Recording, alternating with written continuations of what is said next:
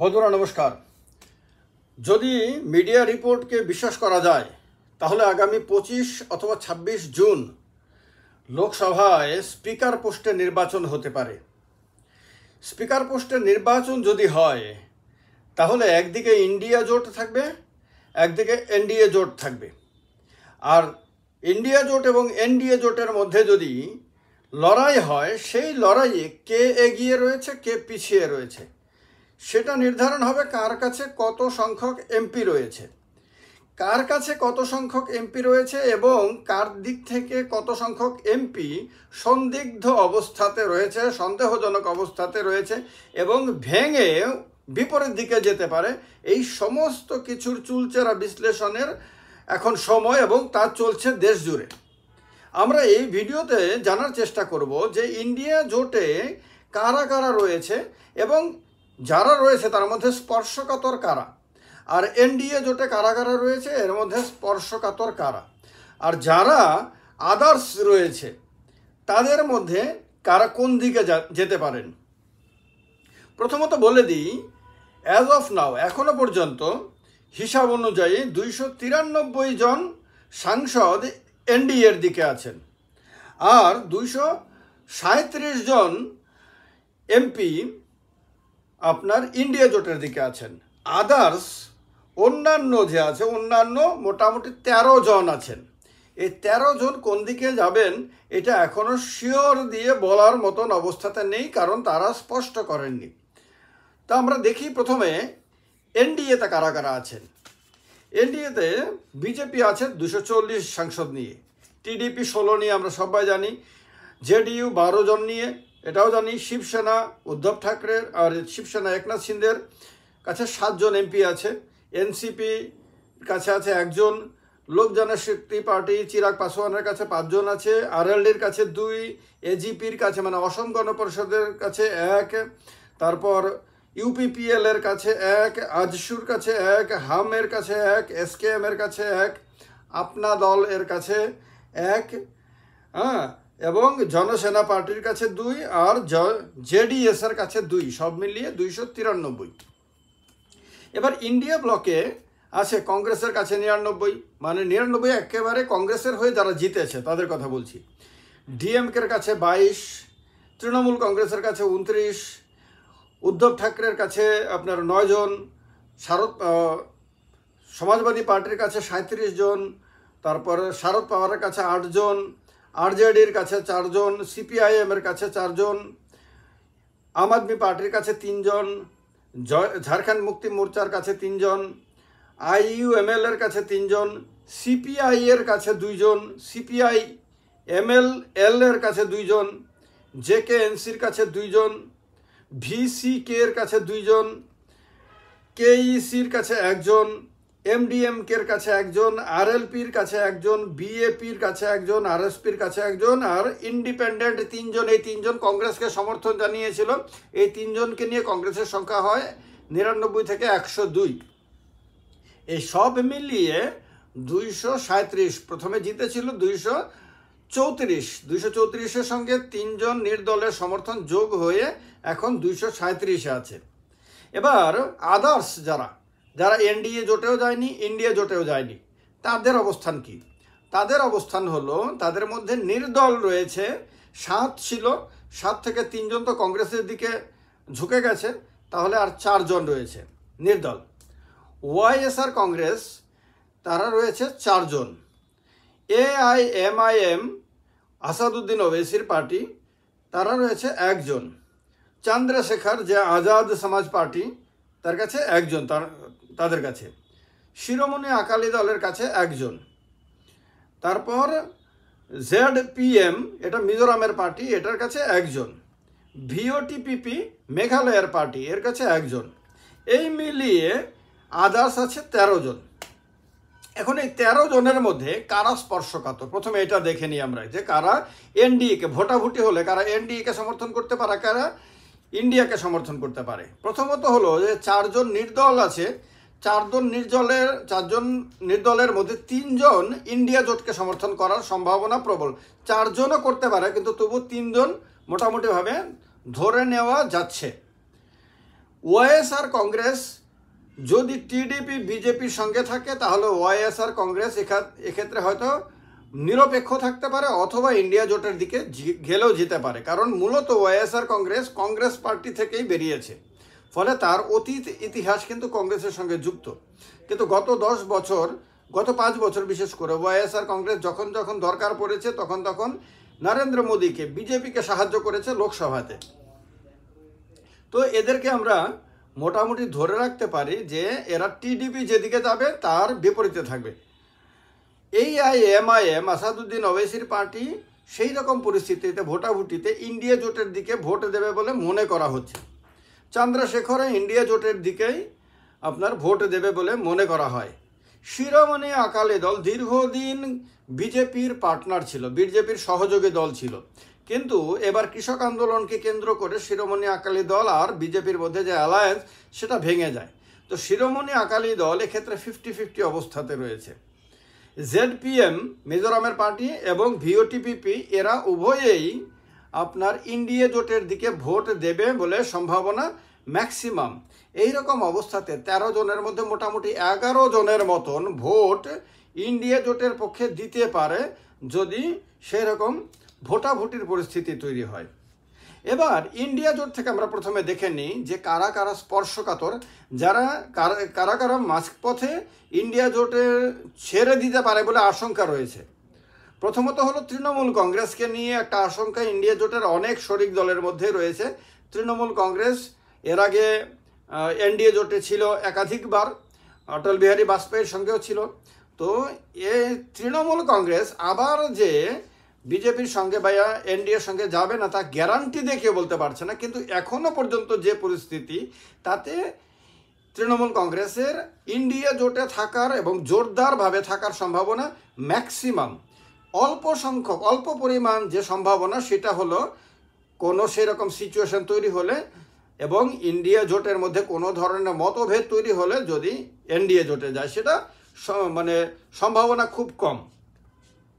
উদ্ধব ঠাকরের যে শিবসেনা তার 9 জন সাংসদ, এদেরকেও বিজেপি চেষ্টা করছে এদেরকে মন ভুলিয়ে আবার এনডিএতে ফিরিয়ে আনতে, কারণ বিজেপির কাছে এখন আপনার একনাথ সিন্দের চেয়ে অনেক বেশি মানে গুরুত্বপূর্ণ মনে হচ্ছে আবার উদ্ধব ঠাকরে। কারণ এবারের রেজাল্ট এটা প্রমাণ করে দিয়েছে যে উদ্ধব ঠাকরে, শারদ পাওয়ার এবং কংগ্রেস মিলে আগামী বিধানসভা নির্বাচনে এই বছরে যেটা হবে তাতে মহারাষ্ট্রে সম্পূর্ণভাবে তারা মেজরিটি নিয়ে, মানে সেখানে যে মহাবিকাশ আঘাড়ি আছে তারা আপনার সংখ্যাগরিষ্ঠতা নিয়ে ক্ষমতায় আসবে। তো যেহেতু প্রতাপ বেড়ে গেছে, জনসমর্থন বেড়ে গেছে এবং উদ্ধব ঠাকরের প্রতি একটা জনসমর্থন এবং জন আবেগ দেখা গেছে, সেহেতু বিজেপি বুঝতে পেরেছে আবার তাকে নেওয়া দরকার। তো তার কারণে উদ্ধব ঠাকরে সম্বন্ধে নরম নরম কথা বলে তার মন ভোলানোর চেষ্টা করছে। কিন্তু উদ্ধব ঠাকরে মারাঠা এবং মারাঠারা খুব জিদ্দি হয়। স্বাধীনতা আন্দোলনে মারাঠাদের খুব শক্তিশালী ভূমিকা দেখা গেছিল। তো এই কারণে উদ্ধব ঠাকরেও যাবেন ইন্ডিয়া জোট ছেড়ে এনডিএতে যাবেন, তার সম্ভাবনা মিনিমাম। ম্যাক্সিমাম সম্ভাবনা তিনি যেখানে আছেন সেখানেই থাকবেন এবং মহারাষ্ট্রের আবার মুখ্যমন্ত্রী হবেন। এবার যাদের নিয়ে সবচেয়ে বেশি স্পর্শকাতরতা দেখা যাচ্ছে তারা হলো এনডিএ জোটের, যাদের পাল্টি খাওয়ার সম্ভাবনা ম্যাক্সিমাম। এদের মধ্যে কারা? তেলেগু দেশম পার্টি, তারা অনেকবার পাল্টি খেয়েছে, আবারও পাল্টি খেতে পারে যদি টিডিপির সঙ্গে বিজেপির বনিবনা না হয় স্পিকার পোস্টে মানে নমিনি নিয়ে, তাহলে পাল্টি খেতে পারে। জনতা দল ইউনাইটেড এখন খুব বেশি করে বিজেপি বন্দনা করছে, বিজেপির হয়ে তারা ওকালতি করছে এবং যখনই তারা কারোর হয়ে ওকালতি করে তখন তাদেরকে নিয়ে সবচেয়ে বেশি সন্দেহ করে সবাই। তো এখন নরেন্দ্র মোদী, বিজেপি এবং এনডিএ জোটের অন্য শরিকরা সবাই তার কারণে বেশি করে আপনার জনতা দল ইউনাইটেডকে আপনার সন্দেহ করতে শুরু করেছে। তো টিডিপির 16 স্পর্শকাতর, জেডিইউর 12 স্পর্শকাতর, শিবসেনা রয়েছে একনাথ সিন্দের, তারা 7 জন রয়েছেন এমপি। এই 7 জন এমপি যেহেতু মহারাষ্ট্র থেকে এসেছে এবং মহারাষ্ট্রে যেহেতু এই নির্বাচনে প্রমাণিত হয়ে গেছে যে এনডিএর পক্ষে নাই সেখানকার জনগণ, এনডিএর বিপক্ষে এবং ইন্ডিয়ার পক্ষে, ইন্ডিয়া জোটের পক্ষে, সেহেতু সেখানে আপনার এই যে 7 জন শিবসেনার একনাথ সিন্দের এমপি রয়েছে তাদের মনের মধ্যে উথাল পাথাল শুরু হয়ে গেছে বলে বিভিন্ন মিডিয়া রিপোর্ট থেকে জানা যাচ্ছে।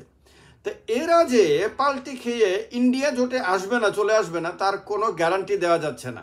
ফলে এখানেও অত্যন্ত স্পর্শকাতরতা রয়েছে। এনসিপির অজিত পাওয়ার গোষ্ঠীর কাছে একজন এমপি রয়েছে লোকসভায়। এই একজনকে কোনো মন্ত্রিত্ব দেওয়া হয়নি। এর কারণে তিনি যে কোনো সময় তিনি তার দল ছেড়ে আপনার ইন্ডিয়া জোটে চলে আসবেন না, তার কোনো গ্যারান্টি নেই। কারণ তার ক্ষেত্রে যেহেতু তিনি একজন, সেহেতু 100% তিনি দলবদল করলে পরে দলবদল বিরোধী আইন তার ক্ষেত্রে প্রযোজ্য হবে না। তো এই ক্ষেত্রে এনসিপি একজন স্পর্শকাতর রয়েছেন। তারপর রয়েছেন আরএলডি। আরএলডি হলো জয়ন্ত চৌধুরীর পার্টি, মানে চৌধুরী চরণ সিংয়ের নাতি, ভারতের প্রাক্তন প্রধানমন্ত্রী চরণ সিংয়ের নাতি জয়ন্ত চৌধুরীর পার্টি হলো আরএলডি। এই আরএলডি তাদের 2 জন এমপি রয়েছে। তারা এর আগে ইন্ডিয়া জোটে ছিল এবং তারা মোটামুটি নিজেদেরকে সেকুলার পার্টি হিসেবে বলে। তারা সাধারণত বিজেপির নীতি আদর্শের বিপরীত লাইনে থাকা পার্টি। তো এই কারণে এদের স্পর্শকাতরতা রয়েছে। এরাও ঝোপ বুঝে যে কোনো সময় কোপ মারতে পারে। এরাও যে কোনো সময় সুযোগ বুঝে, মানে যেদিকে বৃষ্টি সেদিকে ছাতা ধরতে পারে। এখন যেহেতু বৃষ্টিটা কোন দিকে ঠিক কতদিন চলবে কেউ গ্যারান্টি দিয়ে বলতে পারছে না, এই কারণে এরা এখনো পর্যন্ত বিজেপির সঙ্গেই আছে। যদি এরা বুঝতে পারে যে বিজেপির দিক থেকে বৃষ্টিটা অন্যদিকে ইন্ডিয়া জোটের দিকে চলে যাচ্ছে, তাহলে এরাও ছাতাটা সঙ্গে সঙ্গে পাল্টে নিয়ে ইন্ডিয়া জোটের তলায় চলে যেতে পারে। অসম গণ পরিষদ, এরা মূলত বিজেপি বিরোধী দল, কিন্তু এখন বিজেপির সঙ্গে আছে। এই অসম গণ পরিষদ, এদের কাছে একজন এমপি রয়েছে, কিন্তু একজন হলো সময় সময়ে একজন এমপি অত্যন্ত গুরুত্বপূর্ণ হয়ে যায়। কারণ একজন এমপির ভোটের কারণেই কিন্তু অটল বিহারী বাজপেয়ীর গভর্নমেন্ট পড়ে গেছিল এক সময়। এই অসম গণ পরিষদকেও স্পর্শকাতর হিসেবে দেখা হচ্ছে।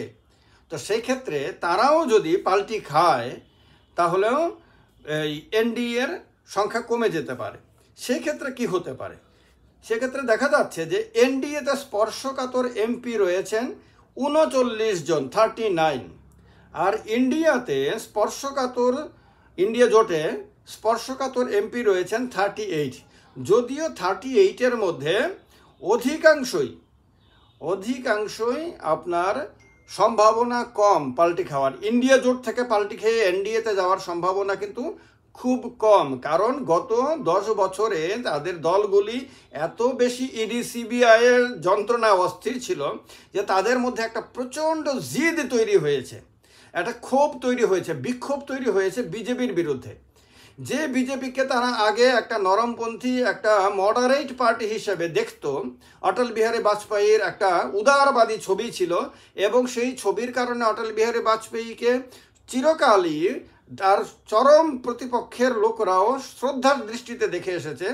সেই বিজেপির কিন্তু এখন একটা কট্টরবাদী, একটা অনেকটা হিংস্র, অনেকেই বলেন, একটা ছবি তৈরি হয়েছে, যেটাকে বিভিন্ন রাজনৈতিক দল তার প্রতিপক্ষের তারা যেমন মন থেকে গ্রহণ করতে পারছে না, তার সঙ্গে থাকা পার্টিগুলো কিন্তু মন থেকে সঙ্গে নাই, বিভিন্ন সিচুয়েশনের কারণে তারা সঙ্গে রয়েছে।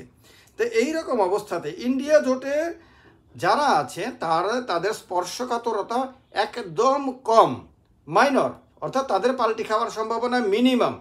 আর এনডিএতে যে 39 জনের কথা বললাম, তাদের পাল্টি খাওয়ার সম্ভাবনা ম্যাক্সিমাম রয়েছে। তো সেই দিক থেকে সেই রকম যদি সিচুয়েশন তৈরি হয়, তাহলে আবার এটাও বলি আদার্স, যে এই আদার্সের মধ্যে 5 জন তারা আবার এনডিএর দিকে যাওয়ার সম্ভাবনা ম্যাক্সিমাম, যার মধ্যে ওয়াইএসআর কংগ্রেস এবং শিরোমণি আকালি দল, এই 5 জন কিন্তু এনডিএর দিকে যাওয়ার সম্ভাবনা। তো প্লাস মাইনাস করে মোটামুটিভাবে দেখা যায় যদি টিডিপি সরে যায় এবং টিডিপি যদি ভোটাভুটিতে যায়, বিজেপির সঙ্গে যদি বনিবনা না হয়, তাহলে টিডিপির প্রভাবে প্রভাবিত হয়ে এনডিএ থেকে আরও 1-2টা রাজনৈতিক দল আপনার ইন্ডিয়া জোটের দিকে চলে যেতে পারে। সেই ক্ষেত্রে হিসাবে গড়বড় হয়ে যেতে পারে এবং যদি স্পিকার ইলেকশনে গড়বড় হয়ে যায়, তাহলে কিন্তু নরেন্দ্র মোদী যে আস্থা ভোট চাইবেন লোকসভাতে, সে আস্থা ভোটের হিসাবও গণ্ডগোল হয়ে যেতে পারে। কারণ মাঝখানে আপনাদেরকে বলে দিই, 1996 সালে যখন অটল বিহারী বাজপেয়ী দেশের প্রধানমন্ত্রী হয়েছিলেন, তখন তিনি আস্থা ভোট চাওয়ার আগে স্পিকার ইলেকশন হয়েছিল। স্পিকার কিন্তু হয়েছিলেন কংগ্রেসের পিএ সাংমা, অর্থাৎ বিজেপির নেতৃত্বাধীন সরকার আবার স্পিকার হয়েছিলেন পিএ সাংমা। এই পিএ সাংমা স্পিকার হওয়ার কদিনের মধ্যে এবং অটল বিহারী বাজপেয়ীর শপথ গ্রহণ করার 13 দিনের মাথায় তার সরকার পড়ে যায়, তিনি পদত্যাগ করেন প্রধানমন্ত্রী পদে। আপনাদের অনেকের হয়তো সেই ইতিহাস মনে আছে। এই কারণে স্পিকার ইলেকশন এত বেশি সেন্সিটিভ, এত বেশি স্পর্শকাতর, এত বেশি গুরুত্বপূর্ণ যে এখন সারা দেশের সমস্ত রাজনৈতিক দল, সমস্ত রাজনৈতিক বিশেষজ্ঞ, সমস্ত মিডিয়া এবং রাজনীতি সচেতন প্রত্যেকটা মানুষের সম্পূর্ণ দৃষ্টি নিবদ্ধ আছে লোকসভার স্পিকার পদে নির্বাচনের দিকে। কি হয় আলটিমেটলি, কি হতে পারে, আপনাদের যা মনে হয় তাই কমেন্ট বক্সে লিখে জানাবেন। আর ভিডিওটি ভালো লাগলে শেয়ার এবং লাইক করতে তো অবশ্যই ভুলবেন না। ভালো থাকবেন সবাই। বন্দে মাতরম। জয় হিন্দ।